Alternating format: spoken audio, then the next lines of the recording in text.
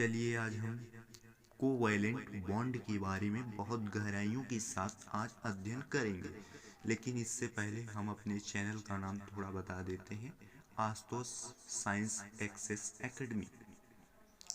तो जल्द से ही अगर कुछ अच्छा देखने के लिए सब्सक्राइब और लाइक ज़रूर कर दें और नोटिफिकेशन को ऑल कर दें, जिससे आपको लेटेस्ट वीडियो की जानकारियाँ प्रोवाइड हो सकें। जैसे कि कोवैलेंट बॉन्ड जिसे हिंदी में बोला जाता है सहसंयोजक बंध। अब बात ये डिपेंड करती है ये आया कहाँ से है। तो जैसे कि मैंने कल के डेट में आयनिक बॉन्ड के बारे में आपको बढ़ाया हुआ था। आयनिक बॉन्ड के बारे में तो आयनिक बॉन्ड के बारे में हमने आपको बताया था कि आयनिक बॉन्ड के बारे में जो जानकारियाँ जो दी थी कल के डेट में, अगर आपने नहीं देखा है तो उसको जाइए, तुरंत जाइए और उसको देख लीजिए। जैसे कोवैलेंट बॉन्ड के बारे में आज चलेंगे, जो कि ये रासायनिक केमिकल बॉन्ड, जो कि ये केमिकल बॉन्ड आपका होता है 3 प्रकार का। और ये मैंने पहला प्रकार जो आयनिक बॉन्ड जो होता है, मैंने उसके ऑलरेडी पहले से ही वीडियो अपलोड कर दिए हैं। अब दूसरी बात आती है कोवैलेंट बॉन्ड के बारे में, जिसे हिंदी में बोला जाता है सहसंयोजक बंध बोला जाता है। ठीक है, तो चलिए इंट्रोडक्शन देख लीजिए।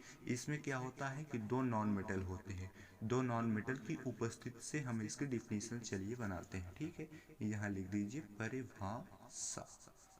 डिफिनीशंस भी लिख सकते हैं, इंट्रोडक्शन भी लिख सकते हैं, जो इच्छा है। किसी दो परमाणुओं या तत्वों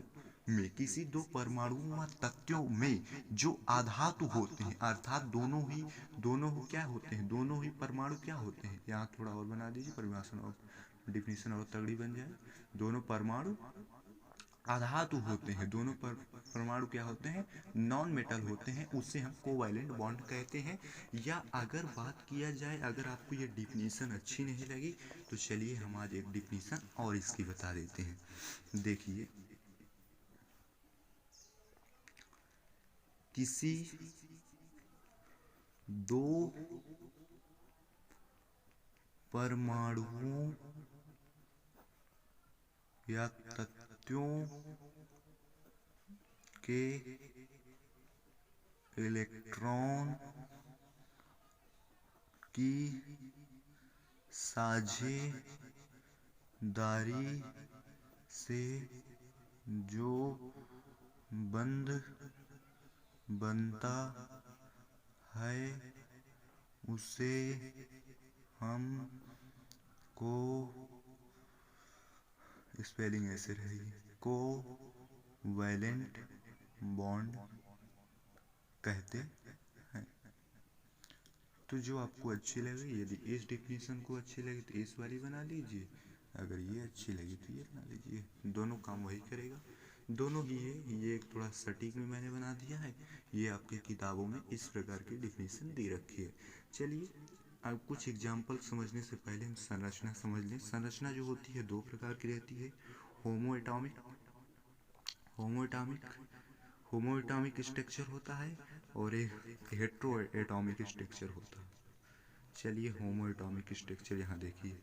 होमो एटॉमिक स्ट्रक्चर जैसे Cl2 हुआ, N2 हुआ, O2 हुआ, F2 हुआ, एक्सेट्रा। तो अब हेट्रो एटॉमिक क्या होता है। हेट्रो एटॉमिक मैंने आपको बताया, जैसे HCl हुआ, Br2 हुआ, हाइड्रो, इसका नाम क्या है बच्चों, हाइड्रोजन क्लोराइड। और तो HCl हुआ, KMnO4 हुआ, पोटेशियम परमैंगनेट, और चलिए इत्यादि। चलिए एक एक पहले हम समझते हैं क्या। चलिए होमो एटॉमिक के बारे में समझते हैं। ठीक है, बहुत ही अच्छे से समझेंगे इसको। होमो एटॉमिक जैसे मान लो Cl2, और इसको हम किसके माध्यम से समझेंगे, लेविस डॉट स्ट्रक्चर। जैसे क्लोरीन के 72 कक्षा में कितने इलेक्ट्रॉन रहते हैं, जल्दी से बता दीजिए कमेंट करके। 1 2 3 3 इलेक्ट्रॉन, 4 5 6 एक 7, जो कि इसे एक इलेक्ट्रॉन की क्या होती है, आवश्यकता होती है। 2 2 4 2 3 6 7, ठीक है लिखा। अब चलिए एक क्लोरीन और ले लीजिए, Cl2 है ना, इसको आप तोड़ेंगे Cl प्लस Cl, तो इस तरह मैं इस प्रकार से इसे उल्लेख कर रहा हूँ। 2 2 2, देखिए तो ये क्या करेगा, देखिए अब इसका लेविस डॉट स्ट्रक्चर के माध्यम से हम समझ रहे हैं। अगर आप यहाँ पे समझते हैं तो आपके लिए बहुत ही इम्पोर्टेंट होगा।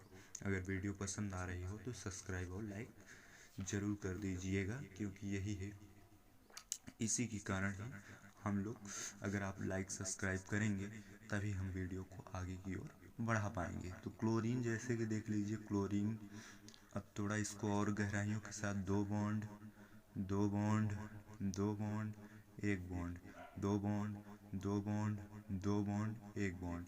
तो इस 1 2 3 4 5 6, 1 2 3 4 5 6, तो यहाँ से क्या हुआ, ये बॉन्ड को मैंने मिला दिया। अब देखिए इनका स्टेप पूरा हो गया, 1 2 3 4 5 6 7 1 8, 1 2 3 4 5 6 7 1 8। मतलब कहने का मतलब, मिलाने से क्या होता है, जब 2 इलेक्ट्रॉन को मिलाऊंगा, ये दो इलेक्ट्रॉन जो होते हैं आपके कॉमन हो जाते हैं। वेरी गुड, कॉमन हो जाते हैं, ये दोनों इलेक्ट्रॉन क्या हो जाते हैं, कॉमन हो जाते हैं। अर्थात ये इसमें भी, इसमें भी गिने जाएंगे और इसमें भी गिने जाएंगे। तो हमारी कहने का वास्तव समझा, कहने का तात्पर्य समझे। चलिए ठीक है, F2 ले लीजिए। फ्लोरीन दिखा दूँ मैं आपको, नहीं तो कहोगे, नहीं तो आप कहेंगे एक ही एग्जाम्पल दिखा रहे हैं। F प्लस F, देखिए फ्लोरीन, फ्लोरीन भैया को देख लीजिए, सबसे ज़्यादा इलेक्ट्रोनिगेटिव होते हैं ये फ्लोरीन। फ्लोरीन के बातम कक्षा में कितने इलेक्ट्रॉन होते हैं, 7 इलेक्ट्रॉन।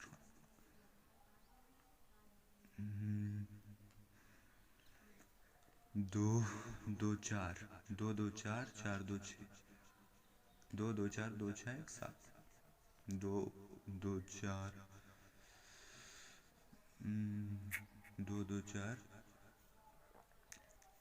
आप ऐसे भी कर सकते हैं, अर्थात 7 7, ये 2 2 4 2 6 1 7, 2 2 4 2 6 7, ऐसे भी कर सकते हैं। उसके बाद मैं क्या करूँगा, इनके दोनों बॉन्ड को क्या करूँगा, मिला दूँगा। अब देखिए 1 2 3 4 5 6 7, कितना हुआ, 7 ऑलरेडी थे, 1 8 होगा, क्योंकि ये इसमें भी गिना जाएगा। तो 1 2 3 4 5 6 7, तो अर्थात इनका इनका अष्टक पूरा हो सका।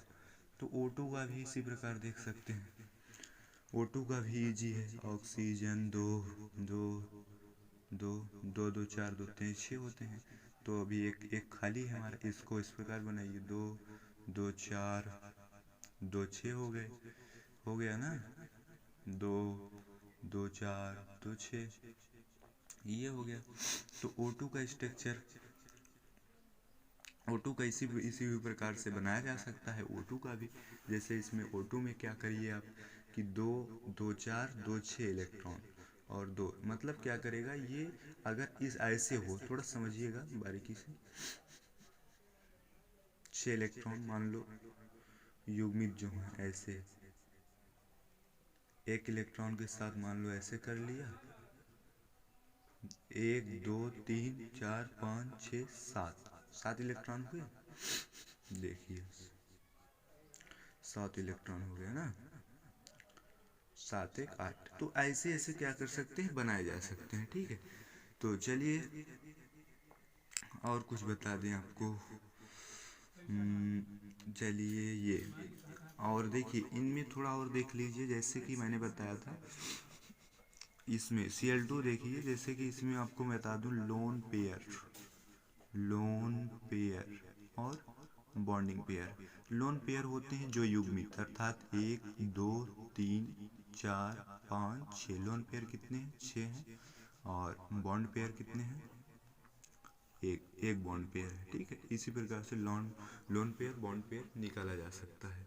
तो चलिए आइए और भी एग्जाम्पल लिए जा सकते हैं, जैसे कि अब इसका एग्जाम्पल तो बहुत हुआ, अब आगे की ओर हम बढ़ते हैं जल्दी से। हेट्रो हेट्रो एटॉमिक हेट्रोएटॉमिक का एग्जांपल ले लेते हैं जल्दी से। हेट्रो एटॉमिक का एग्जांपल हम ले रहे हैं, चलिए ठीक है। जैसे ले लो, बोलिए आप लोग जो एग्जांपल को आपको पसंद। हेट्रोएटॉमिक एग्जांपल जैसे Fe2। तो Fe2 में क्या होता है, Fe के पास कितने इलेक्ट्रॉन ऑलरेडी रहते हैं, 2 इलेक्ट्रॉन। एक F को इधर मार दीजिए, 2 2 4 2 6, 2 2 4 2 6, 2 2 4 2 6 एक साथ, 2 2 4 ना ना ना इधर नहीं, Fe को इधर जोड़ दीजिए, 2 2 4 2 6 एक साथ, ठीक। तो 2 2 4 2 6, 2 2 4 2 6 एक साथ। जैसे कि 1 2 3 4 5 6 7 1 8, इसका भी अष्टक पूरा हो गया और इसका, लेकिन इसका अष्टक नहीं, इसीलिए ये क्या आता है, अपवाद में आता है। मैंने इसीलिए अपवाद को भी आपको बता दिया कि अपवाद में होते हैं। तो ऐसे ऐसे करके निकाले जा सकते हैं। अगर आपके मन में कोई भी डाउट रहा हो तो हमसे पूछ सकते हैं, चाहे वह इस टेक्सचर से संबंधित हो, चाहे वह जो भी हो, ठीक है। कमेंट कर दीजिए, वीडियो को सब्सक्राइब और बेल आइकन जरूर प्रेस कर दीजिए, वीडियो लंबी हो जाएगी इसीलिए। इसी प्रकार से ये अपवाद का मैंने बता दिया है कि ये अपवाद में आता है। और भी एग्जांपल लिए जा सकते हैं, जैसे NaCl मैंने कल की डेट में बताया था कि NaCl का बॉन्ड अगर आपको बनाना हो तो ऐसे बना दीजिए, NaCl, ये क्या है, ये माइनस है, ये प्लस है। तो इस तरीके से बॉन्ड क्या कर सकते हैं। हाँ, तो वीडियो चल रही है। जैसे कि मैंने यहाँ पे O2 का एग्जांपल ले लिया था, जो कि मैंने यही इसीलिए मैंने यहाँ पे थोड़ा रुका कि O2 का एग्जांपल यहाँ पे ये इसके अंदर नहीं आता। O2 में बताऊँगा, थोड़ा बाद में बताऊँगा। इधर देखिए क्या, इधर देखिए थोड़ा हेट्रोएटॉमिक का एग्जांपल और देख लीजिए। CH3 CHO, CH3 CHO देखिए, C कितने बॉन्ड बनाता है, दिमाग से बना दीजिए, 3H 1H 1H 1H। अब एक C और है, इनको बना दीजिए, CHO है, ये एल्डिहाइड इसको बोला जाता है, मिथाइल वो एक कार्बन है, मिथाइल एल्डिहाइड, ये है मिथाइल एल्डिहाइड है, एक कार्बन है, डबल बॉन्ड से और जोड़ दीजिए, और डबल बॉन्ड से वो जोड़ दिए, अच्छी बात है। और एक H भी है ऑलरेडी, ले जाओ एक H कर दो, ये बैलेंसी सबकी कंप्लीट है, 1 2 3 4, 1 2 3 4, तो ये पूरा हो गया। इसको बोला जाता है मेथाइल CH3, मतलब CH3 हो गया आपका मेथाइल, और एल्डिहाइड। इसी स्पेलिंग देख लीजिए, नहीं तो कहेंगे स्पेलिंग नहीं बताया, एल्डिहाइड।